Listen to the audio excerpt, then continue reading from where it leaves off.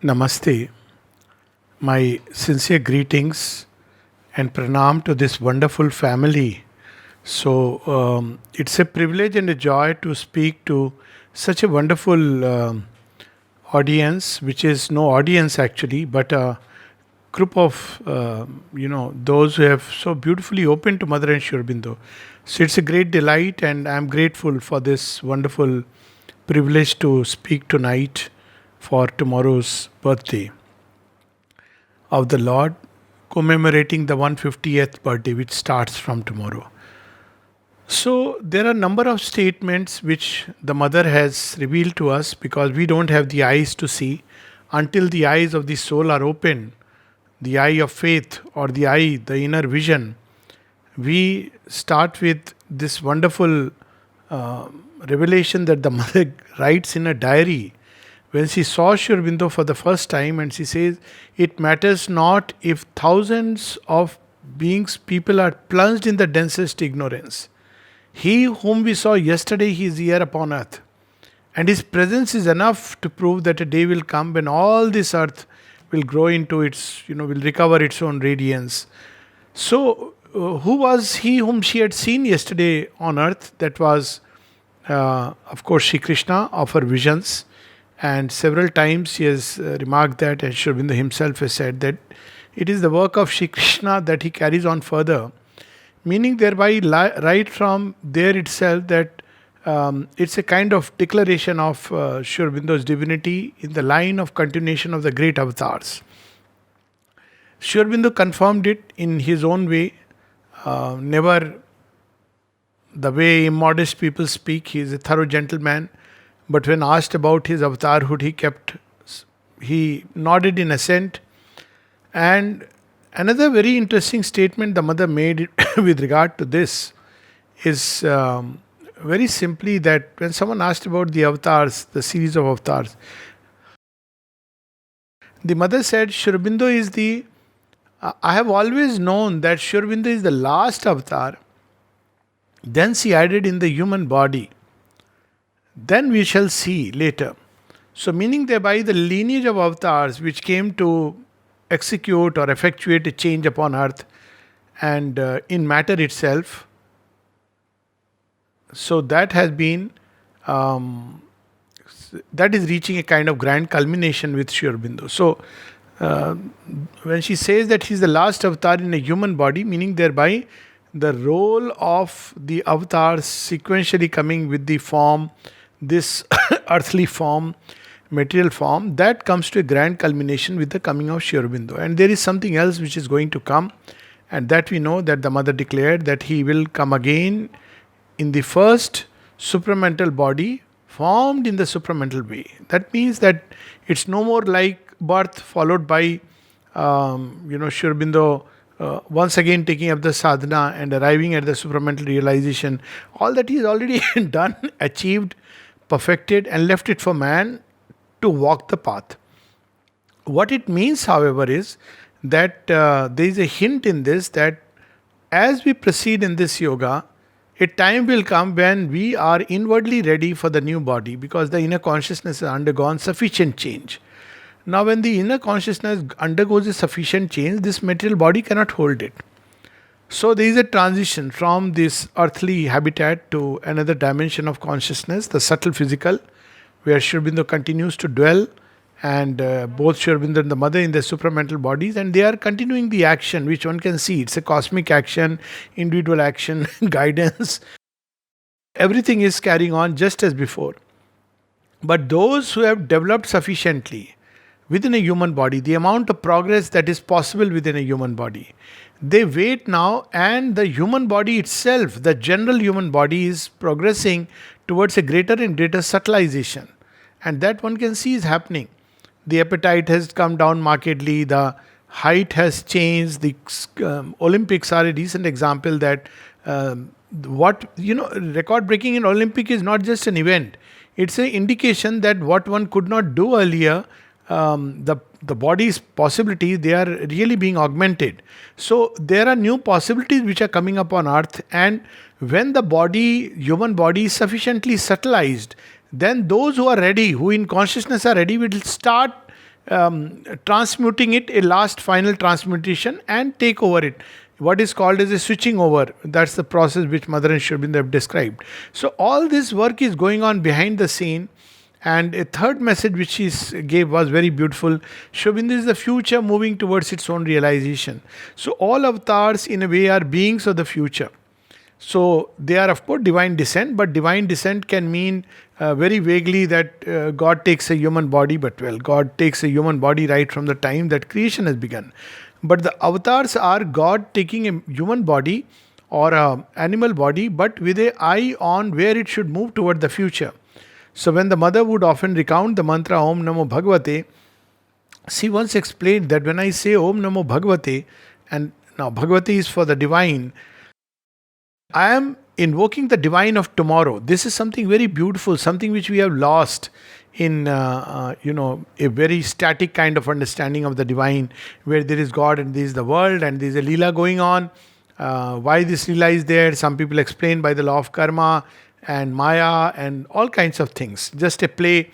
But basically, this Leela is of a progressive nature. So what Sri Aurobindo brings this thought, which is there in the ancient Indian thought, but it has never been brought to the forefront, especially in the later on, maybe 1,000 years period, where we made God just a mute witness of this worldly play, intervening from time to time when there is a crisis. But that's it. The earthly play unfolds because of the law of karma or the process of nature or whatever else. But here Sri Aurobindo brings in the idea of a progressive manifestation. So creation is a progressive manifestation. And nature is only an executive forefront which is helping in the manifestation of what is hidden behind within nature. So nature is like, as we can use the word this nature that we experience, like the dark mother. In a womb is hidden that child of the new creation. So Diti, out of the womb of Diti there is born the children of Aditi. So that's how the whole game plan goes. So there is within the womb of darkness the possibility of new creation. And as earth gets ready and the labor pains, now the children are born. Now when they are born out of Diti, they are first children of division, all of us. We start with that. But through conversion, through yoga, we change into children of Aditi, the undivided, unified consciousness. So this in essence is the process of yoga. But what he is bringing now is that in the great unfolding, there is something which has never happened till now. So that's why he says the future moving towards its own realization. So Sri Aurobindo is neither bringing a teaching or a creed or a another cult which is a teaching which is like another line of Vedanta, another way of realizing God. All that is okay. That's a way of looking at it. But what Sri Aurobindo brings is something which has never been before. He is the future moving towards its own realization. It has still not happened in terms of a tangible, visible reality. And yet it is there which is moving towards in realization. With regard to the tangible, visible reality, because sometimes people ask that where is the supramental world? A lot mother has spoken about it, that only like can understand like. But we can understand it very simply that when we sow a seed in earth, there are several stages. We prepare the soil, then we sow the seed, and then we have to water it, then we have to wait for the right season for the whole plant to emerge and eventually to flower and bloom into various fruits. So what they have done is, what is mentioned in Savitri as a branch of heaven transplant to human soil. Just like in the story of Krishna, we see Krishna bringing Parijat from the heavens and transplanting on human soil. So they have planted upon earth a new aspiration. This is the seed. So what is this new aspiration? This new aspiration, which we find very interestingly, which is growing from house to house, is terrestrial perfection, this cry for terrestrial perfection. 100 years back, perhaps the only possibility that people saw was moksha. So either this world, we have to accept it just as it is, a play of Maya, of ignorance, of some dark power, and the best we can do is to come out of this world. Or we can try to make it a little better, based on our own, some religious understanding or a secular understanding, a moral perfection, an ethical perfection. But we know that all this is very, very incomplete. And they cannot resolve the human dilemma, and above all the cry of the human heart that this world should become perfect. It's not just about one human being escaping from the world. This world, why has it been created if moksha is the last word in the dictionary of God or in the dictionary of creation? So Sri Aurobindo brings a new possibility It's not just about accepting things as they are and try to make a little better to the extent that we can. It is not about running away and escaping from the world, but to make this life perfect. Perfect with what? With the divine perfection. So again, we see in yoga talk about perfection, but this perfection is within, which we can arrive at by shedding all our outer trappings. But here Sri Aurobindo speaks of bringing that divine perfection right into matter, into the material body, into the outermost consciousness of man. Evidently, it's a stupendous task. One can understand that it's one thing to, the traditional Vedanta, I look at it like you understand that there is a principle of electricity in the atmosphere, or you stand on Mount Everest and say that, look, there is sun. Well, there is sun, no doubt about it. But it's quite another to tap that electricity which is potentially present in the clouds and to light up every house with that electrical current. It's quite another to tap that energy of the sun and have solar panels and light up the houses with the solar panels and have a completely sunlit house, sunlit future if you like. So in a similar way, though basically it's the future which they have planted like a seed, but we have to become ready. Because if we are not ready, and that process of becoming ready applies at every level, the mind has to be ready, vast enough, supple enough to comprehend that light. Right now, our mind is cabined into small ideas, narrow, whatever we read from a particular scripture, whatever understanding is given to us of life.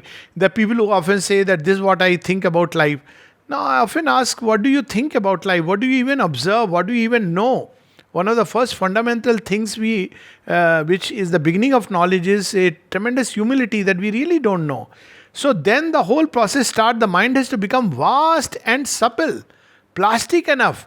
So if we have very fixed ideas, very narrow dogmatic beliefs about what the supermind is, what the new creation will be, we are likely to miss the whole point. It's God's play, and the divine is beyond all our human comprehension. This is the first thing. That's why he's the divine. If he could be understood by the mind in its present state, then he would not be the divine. This is the paradox. So the mind has to open up and open to that light, that truth which is far beyond any human comprehension, and allow it to act and lay down the channels in the brain like the solar panels, because the brain is the seat of consciousness, and the first most likely, and that's what the mother says, though it can work in any of the centers, but the first area which is going to receive it will be the higher mind of man and the brain, because brain is the seat of consciousness. That's why when we think too much, we say that brain has got heated up, or when we read Sri Aurobindo's books too much, sometimes we say we are feeling very sleepy. But this is the organ which receives, the seat of consciousness. Whereas the seat of the divine presence is in the heart. So these are the two places through which it comes very easily. Now, if the brain is involved with too much of crudeness, too much of gross stuff, then naturally it is not open to the light. So to prepare this brain to receive the light, we read Mother and Sri Aurobindo, we practice inner quietude, and through all this, the brain opens up.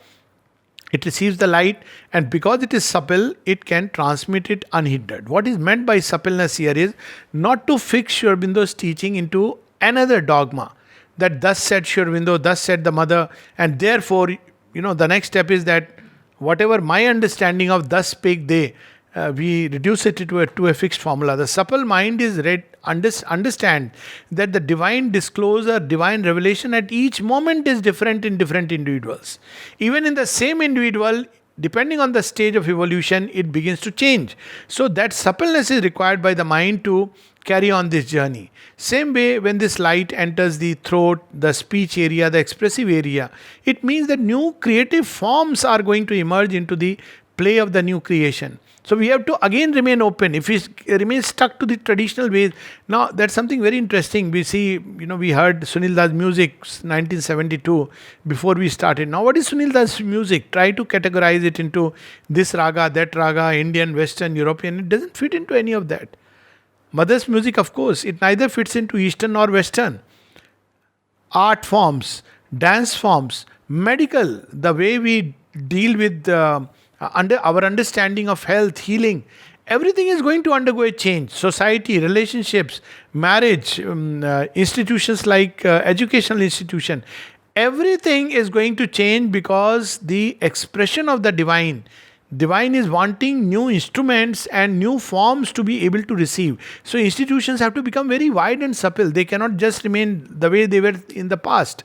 So this is a new event which is taking place. Something of the future. It is just beginning to emerge. The heart itself, a generation before, the heart was maximum it could widen was me and my family. And we have people, who have albums of, me, my buaji, my pupaji, my mosaji, and God knows, all that's it. But nowadays, we see suddenly children showing in album, oh, I had been to this place, this my friend who is in Australia, this is the little dog, puppy with whom I played. It's so strange. One can see that the widening has taken place to a point where it's no more confined to, sometimes they don't recognize the relatives, but they know their friends, which is in a way very wonderful because, it shows that the heart is widening beyond the limits. This wideness, this plasticity, that who is mine is not simply because he, follows the same customs, same language, same tradition, same geographical space. But who is mine? At some point, we have to realize this whole earth belongs to the divine. And we share a commonality of aspiration. That is something very beautiful. All who, Sri Aurobindo's words, mother's words, and later on Pranab Das said something very similar, that all of us must, who have a common ideal, aspiration, must unite in an uplifting ideal. This was the idea of Sangam. Now we see today, like many of us don't know each other, at least I don't know physically, though I know many of, it's like a family when you come from Chennai and other places and we meet. It's so wonderful. But look at it, we all come from different places, but we feel united. What is that common point of union?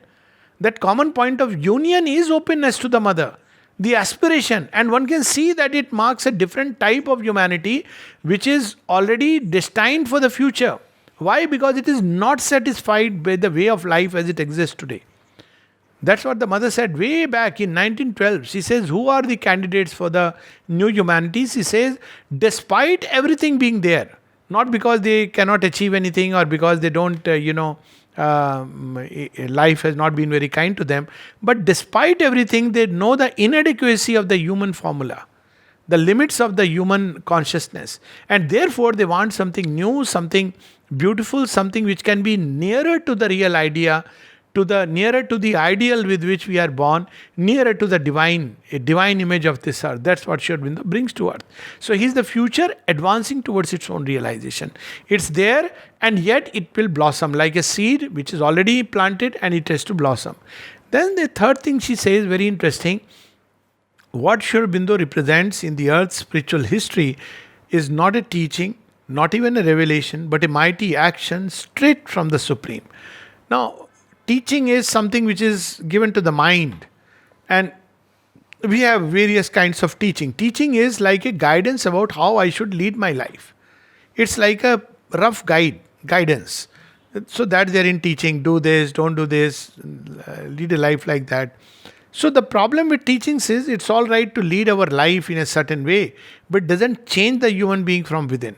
So that has been the problem of all the teachings. Over a period of time, they become very fixed dogmas.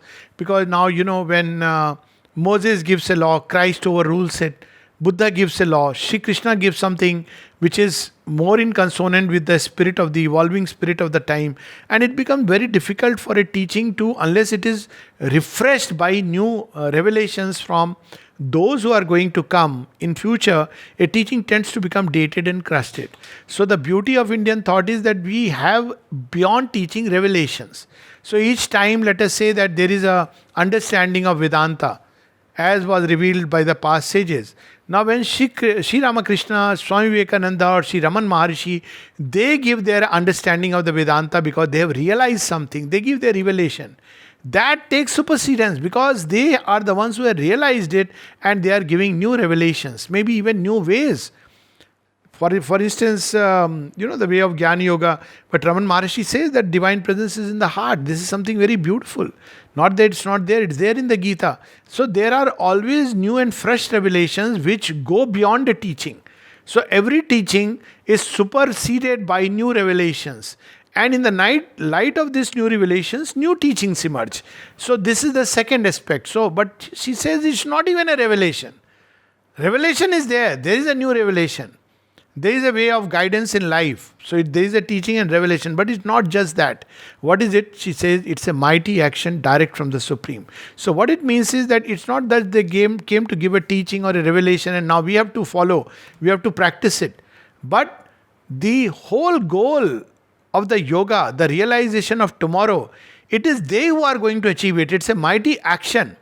So, meaning thereby they have not only foreseen, willed, prepared, struggled, achieved all for us. That's how the mother has put it on the Samadhi, that Sri Aurobindo has achieved everything. One can even speak the same thing about the mother. And now we have to take advantage of that in the sense that we have to open to this truth that they have established upon earth in terms of their own realization. And the more we open, the more we move along those lines. So it's not that we have to do something. That thing has been done. We have to open and realize it in our own lives. And the classical example is the Bhagavat Gita, where Sri Krishna says that I have killed them all. But does it mean that the war ended with the Gita? No, the war didn't end with the Gita. The war began with this revelation of the Gita.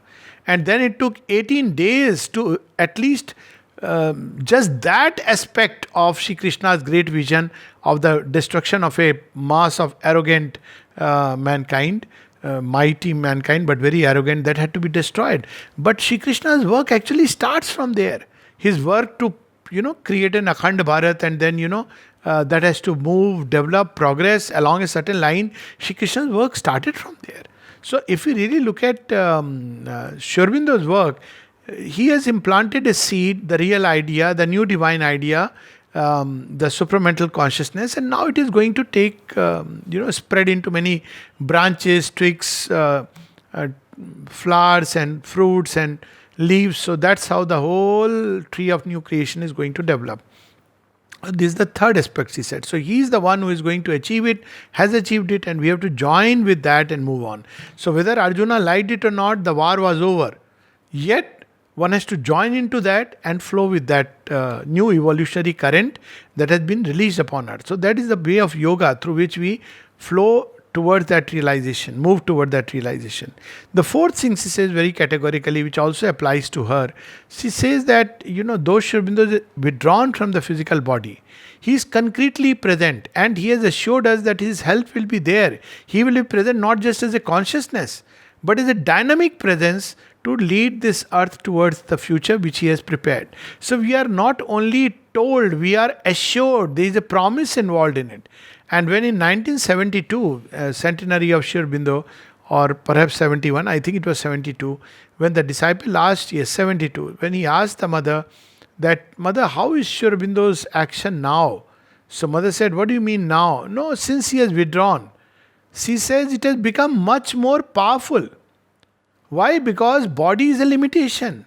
When the avatar takes a human body, actually he enters into a field of limitations to work upon it.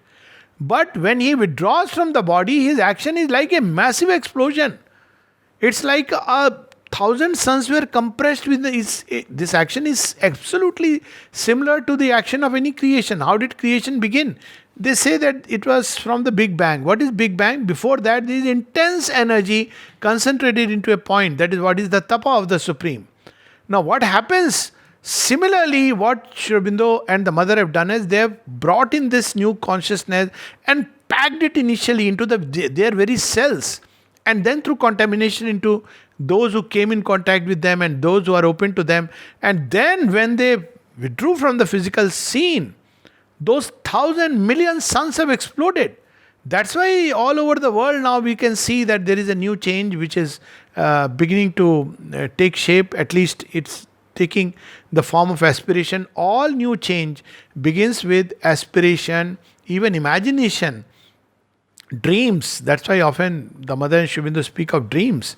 Now, if we read the Upanishad, we see that Brahman is fourfold. So one is that beyond about which we cannot say. Then there is that pragya, that superconscious stage from which it enters into Hiranyagarbha, the Swapna stage, the Taijasa in which the dreams are picked up from the transcendent into the cosmic field. And from the cosmic field they are manifested upon earth. So even in an individual the same thing happens. That suddenly there is a new dream which begins to stir in mankind. The possibility of a spiritualization, the possibility of a new earth, the possibility of a new creation. Subsequently, you see, many movements have picked up this word. Divine life is a term which has been picked up. New earth and a new heaven, this is a term which has been picked up. Transformation is a term which has been picked up. And if we go back to the origin, it is Sri Aurobindo. Integral yoga is a term which has been picked up, even it was being patented. So basically, a new thought has begun to stir mankind. It is sometimes taking the form of a collective aspiration, or it is taking the form of a even imagination. In movies, it is declaring itself. In the Life Divine, Sri Aurobindo says that it will declare itself through imagination. There was a movie called Cocoon, which speaks about a new body which is luminous.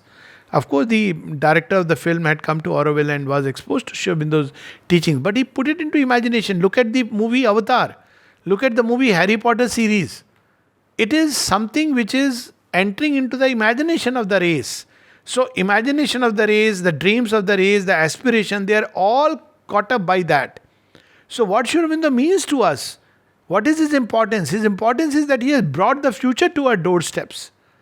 And what we have to do now is to open the door and receive that. You see, we should not be like what happens in America when there are drone deliveries of Amazon.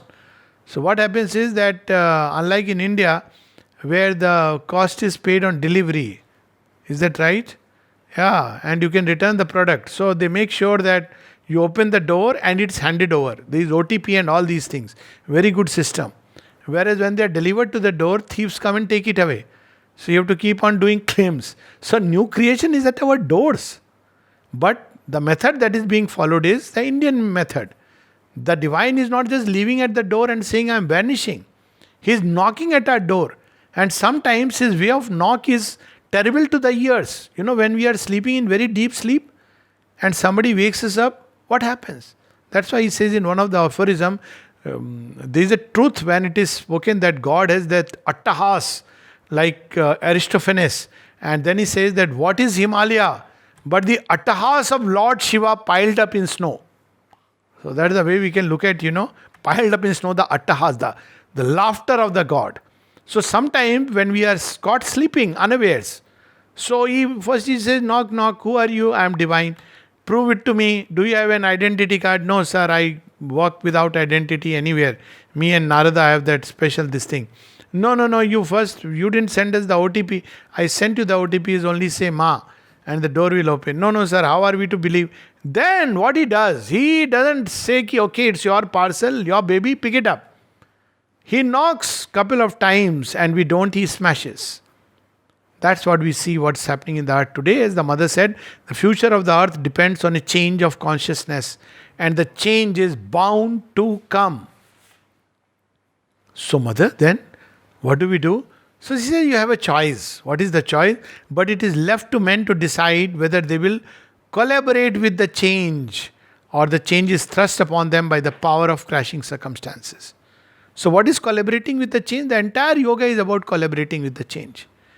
Open oneself to the mother, collaborating with the change. Just calling mother's name, collaborating with the change. Obeying what mother and Sri Aurobindo have said, obedience, collaborating with the change. Seeking to fulfill divine will rather than our own self will is collaborating with the change. Learning to endure with faith is collaborating with the change. Developing sincerity, that means one-pointedness towards the great goal, is collaborating with the change. Perseverance, collaborating with the change. All that entire things which we find in Sri Aurobindo's symbol, which means courage, aspiration, sincerity, goodwill. When we have goodwill towards all, it's collaborating with the change. Opening to the mother, collaborating. Reading mother and Sri Aurobindo's books, collaborating for the change. Making the mind vast and supple by whatever means, collaborating with the change. Seeking to find the divine within, collaborating with the change. But most importantly, mother made it very simple. When she was asked that between man and Superman there will be many stages, she said yes, there will be many intermediate species. Just like between ape and man, there were 9 subspecies.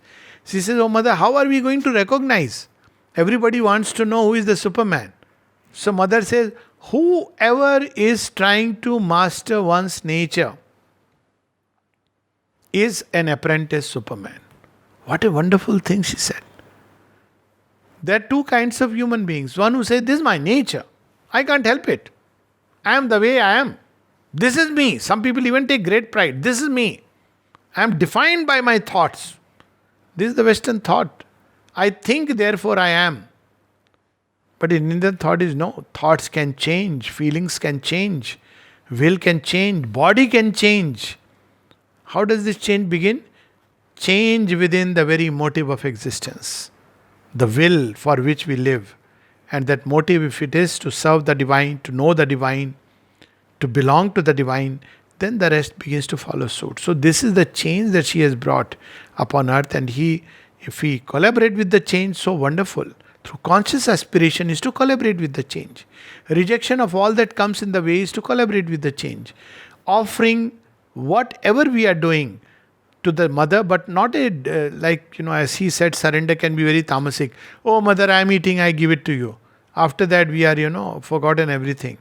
Oh mother, I am going out of the house, I am offering it to you. Implicit is, please safeguard my house, do this, that, 100 checks less. That's not really offering, but we can do that. Mechanical offering has its own place. But the true offering is when it is done with a conscious aspiration. What is that conscious aspiration? Mother, I am offering this food to you, but, and that's where the aspiration comes in. Or whatever we want to put it, as it is given in the ashram dining room. May this food enter us and create in us the conditions and the health needed for doing the yoga. Now when we add the conscious aspiration, that's no more tamasic surrender. Because with that aspiration, food becomes prasadam. So it's not just food which is offered mechanically, but there is a conscious aspiration. Marriage, turn it into a conscious aspiration. Not just that we'll enjoy and from tomorrow we'll have a huge house and we'll have a wonderful life. That's not okay, but I have offered my marriage to God. Conscious aspiration. May our togetherness become beautiful, celestial, heavenly, divine. May it be full of harmony, sweetness, light. May there be no quarrels. Simple things. So difficult. So when we add a conscious aspiration, then that offering becomes something very beautiful because it adds that fire. When we are going out for a work, not just I've offered this work and deep behind now you make sure I get success in it. That's not offering. The true offering is that Ma, I am going for this work. Let it be your work. You do it, you execute it, you speak, you be the hands, you be the instruments. You be the person who is receiving the whatever is going to the work. You are the giver and you are the receiver. And completely leave the results in our hands. So then what happens? Will we get success? We don't know about that, but we'll surely get delight. You see, divine has these wonderful wages. He pays us the wages of delight. Through all the work, success and everything at the end, what we are wanting, oh, I will sit in joy. Now when we do work this way as an offering, we get instant delight. We don't even have to wait for the results of the work. They are anyways in the hands of the divine. What else He gives us when we do work like this? The knowledge, the true knowledge. He reveals to us the play of forces. He reveals to us our inner states, our motives, our hidden intents, which we had carefully covered. Like when people go to, I have this Air Force background, so we used to take the test in psychological testing. So sometimes we're supposed to ask, why do you want to join the services, the armed forces? So very often people will say, oh, I want to serve the country and all. Rarely somebody will say, I want to earn a decent livelihood, but also where there is name. Honorable livelihood, which is an honest answer. Most people actually join for that. It's rarely that somebody says that, I really means. So there are hidden intents which are behind, which we are ourselves not aware. But when we go through life, these hidden intents get uncovered. And then we begin to see with open eyes, knowledge develops and we see how He helped us through failure. As Sri Aurobindo said, "O misfortune, blessed art thou, for through thee I have seen the face of my beloved." And we also discover what success truly means. Success is not meant to, just aggrandize our ego. But it's just an instrument so that I can serve the divine better. So a whole new knowledge begins to pour into our ken when we begin to work like this. So it brings us delight and then our will begins to get united with the divine will. And we can imagine what it means when the little human will gets united with the will of the infinite. It is the disclosure of the eternal in the dance of time, to say the least. That means our actions chime with God's natural truth. That means we automatically begin to get retrained. Nowadays there is a new understanding of disease. A disease is a detrainment. Mother uses the word disharmony. So it is a detrainment of the greater will which wants to work itself out in a certain way, but we detrain it. It's like in railway parlance, it is called derailed. So we are derailed people. So even after derailment, it goes for some time, then it stops. Sometimes there is a big accident also. So what does the divine do? Derailed is okay, but now I have another passage for you. You get re-railed. So this retuning, detuning from the ego and its ways and retuning to the rhythms of the divine, following that rhythm is a tremendous thing. Our will gets retuned to that. And then what happens to the heart? We know our heart, which is so seat of so many troubles, so much so that some modern intellectuals say, do away with the heart. Emotions are a big problem. They say, emotions makes you blind. Sometimes somebody told me that emotion make you blind. I said, yes, the mind, intellect also makes you blind. How come? Because emotion make you blind to the darkness and ugliness and make you see the beauty in everything when there is love. How does intellect make you blind? Intellect covers all the beauty in the world and says it's a cold, bare stone. Chandrama is not Chandrasekhara. It's hard, cold stone. This is the intellectual blindness. And they call it logical truth. So, everything makes us blind. In ignorance, everything can make us blind. It's not because heart is inferior or the mind is superior. No, none. When we act under ignorance, a rigorous intellectual, logical mind will be blind even when God stands in front of him. There is a line which other day I was sharing with someone who asked me about so-and-so, so-called spiritual teacher who was very logical and highly intellectual and, almost proved Sri Krishna is nothing, Buddha is something, and ultimately there is nothing. So, there is a line in Savitri, and where it is given in the descent into night. And the line is, his rigorous logic made the false seem true. So you may be a Harvard University professor, but still there is ignorance. Probably much more ignorance, because intellectual training unfortunately shuts us from all the beauty and wonder with which a child starts his life. So there is not only emotional blindness. Emotion blinds us to the darkness, true. It makes us see the beauty, much better blindness. Better blindness. That's why when people are in love, they feel the other person is bestest in the world. Good. Better than a hard, dry intellect to say, well, let me see whether you fit into my life or not. Such a person will forever remain unmarried. And even if he marries, he will be most unhappy and miserable because his intellect is all the time busy picking up cues. So this is another kind of blindness. Will can make us blind, stumbling will. So what they do is when they enter, they flood each corner, but we have to open to them. The mind is flooded with a plenary light, which reveals at each step the thing to be done and the way to do it. It's so beautiful. We don't have to carry the burden of books. Oh my God, there's the biggest burden. How to do it? Scholarly mind. Petrified wisdom of the ages. So we have that kind of, in a chapel they prayed to the universal.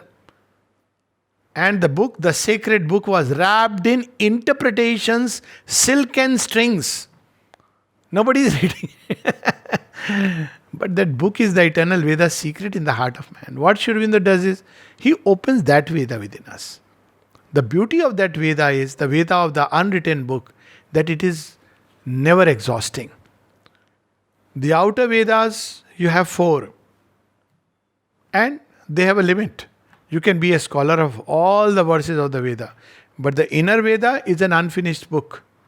Because as the divine revelations come, as creation progresses, what is Veda? It is the secret knowledge in our heart. What is that secret knowledge? That knowledge is the wisdom that is going to unfold through time. There is Veda in the stone, there is Veda in the star, there is Veda in the flower, This Veda in the bird and beast and man and woman and girl and boy and everything. In the green of the forest, in the blue of the sky. Whose is the hand that has painted the glow? When the winds were asleep in the womb of the ether, who was it roused them and bade them to blow? So this is Veda, the secret knowledge hidden inside. And how Sri Aurobindo does it? He just opens the bud in the heart and it begins to disclose. What does it disclose? And all discloses the divine beloved. And when the heart opens, then we really have this real sense of the question. What Sri Aurobindo means for us?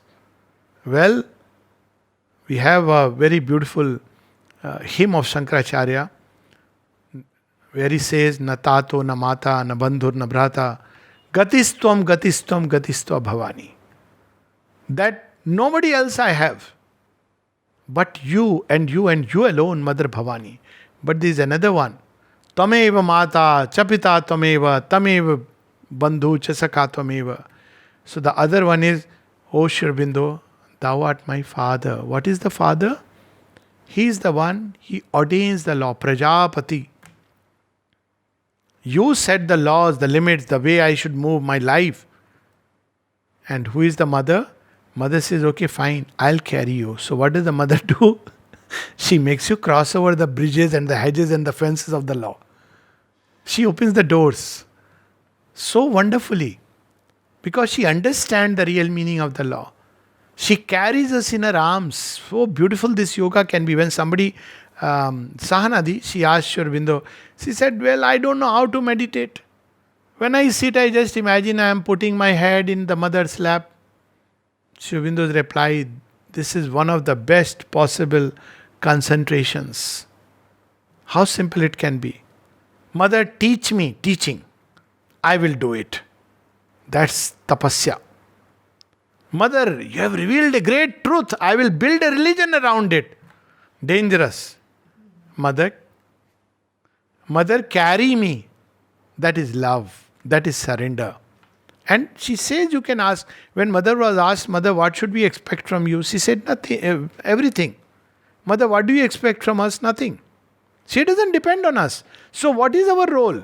Our role is when mother carries us. That's the difference between baby monkey and the mother and the baby cat. So when she carries us through all the situations, circumstances of life, it's very easy to say, I want to be a baby cat. What does baby cat mean? When the mother cat carries us, takes from one tree to another in one leap, we shouldn't say, oh, where are you doing? What are you doing? Why are you changing my habitat? She'll say, I'm coming along with you. When she pushes us from a height and we suddenly feel that where are we falling? Before we have touched the floor, she's already there. And you'll say, Mother, why did you push? Because I know that's how you will grow in strength. That's how you'll become like me. So this is the mother cat method, baby cat method. Then we don't question why this situation, circumstance in my life. We surrender and accept the way things are because we know she is holding us and carrying us. The tapasvi attitude, the baby monkey, I'll do these many hours of meditation, I'll do this much japa, this many pranayam. At the end we'll say, God, why didn't you give me the realization? He'll say, but you did nothing. I say, but I did so many hours, all this. He says, yes, but you were feeding the ego because all the time you're saying, I am doing this, I am doing this, I am doing this. See how your ego has become aggrandized. Everybody regards you as somebody great. But as far as realization is concerned, you have to practice surrender. So this is where she is the mother to our wants. What can we ask her? Or him or them? Everything. Physical things, yes. Removal of moral defects, yes. Health issues, yes. Spiritual realizations, yes. Psychic realization, yes. Divine realization, yes. Everything we can ask her. From Mother, I need a little more banyans. Mother, I need food. To Mother, I need the spiritual milk that will nourish my spiritual thirst and make me grow in knowledge. All she can give and she is ready to give. That's why, because she is the mother. And Sri Aurobindo goes on to say she likes it this way. Because she is the mother. She loves to indulge. Ask any mother.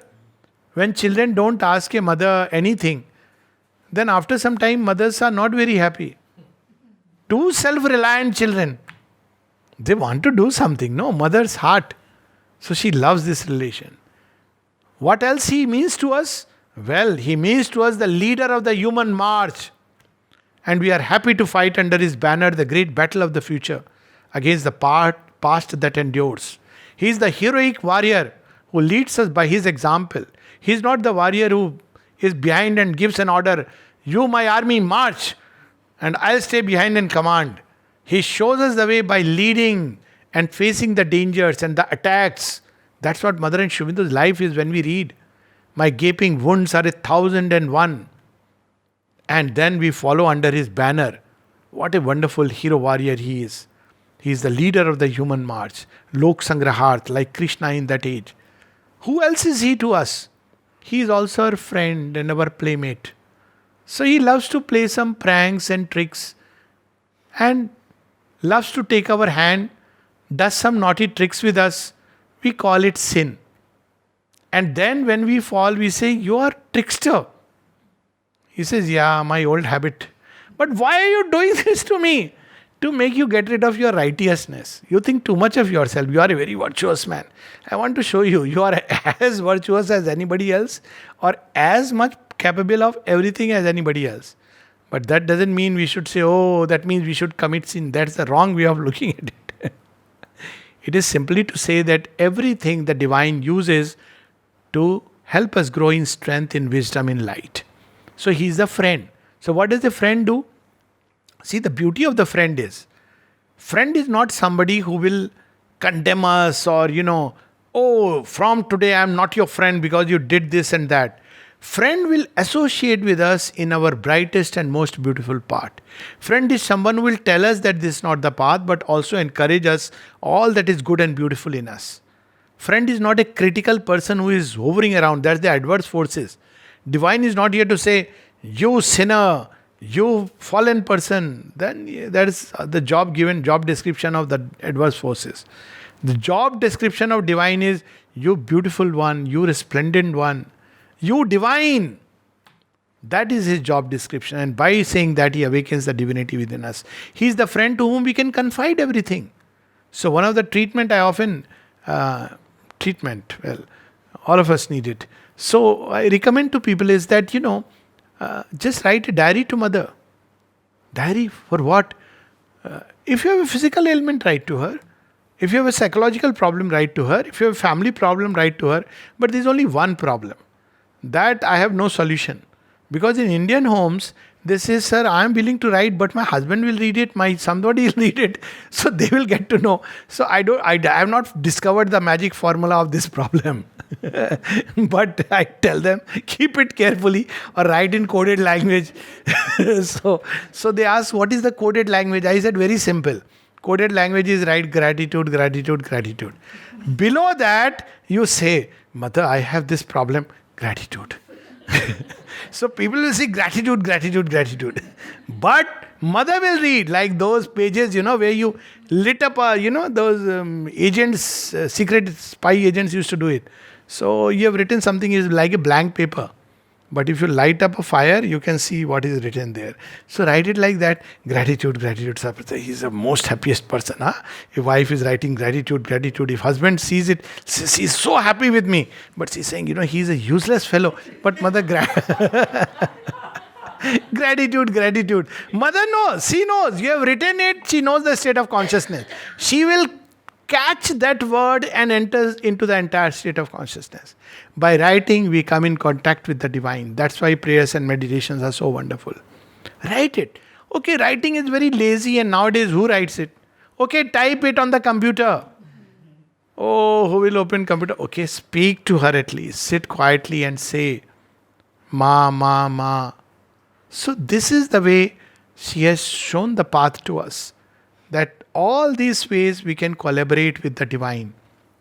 These are various ways through which we can open to her, make live that wonderful prayer, that wonderful aspiration with everything, connected with everything. Basically, what is yoga? Union with the divine. But the difference here in this yoga and other traditional yoga is we seek union only in our inmost part. The soul within us, which is the best, purest, anyways it is divine. So what in traditional yoga we do? we take out this soul by rubbing away all the layers somehow. Somehow we break the things, bushes that are covering it. We, what is that called? Ragadoid. Try to polish it with hard this thing, and ultimately we discover that little piece of diamond, and we say, "Here, God, there it goes to you." But she says, "No, no, no. Turn the bushes into a garden of the Lord. Don't just rub it so harsh.